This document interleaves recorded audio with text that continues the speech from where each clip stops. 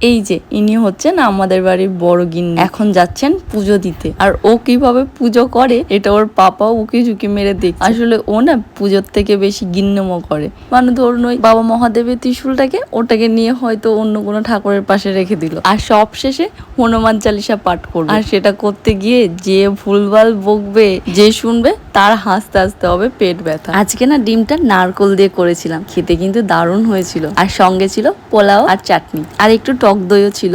যে কোনো রান্নার শেষে এক মুখ হাসি নিয়ে যদি কেউ বলে ভালো হয়েছে, আর কি লাগে রাঁধুনির জন্য। আর এখন হচ্ছে বৈকাল বেলা, উত্তরাখণ্ড থেকে যখন বাড়ি এসেছিলাম তখনই এটাকে প্যাক করা হয়েছিল। আর আজকে আবার 1.5 বছর পর এটাকে ওপেন করা হলো। ওর পাপার যে খুব একটা এটা খুলতে ইচ্ছে ছিল তা কিন্তু ছিল না। আসলে না এটাকে খুব ভালো করে যত্ন করে রেখে দিয়েছিল। বাইরে এখন বৃষ্টি হচ্ছে, সঙ্গে এরকম গরম গরম চপ, সিঙ্গারা, আবার বেগুনি। আজকের মুড়ি মাখাটা একদম জমে যাবে। তাহলে চলুন আজকে আসি।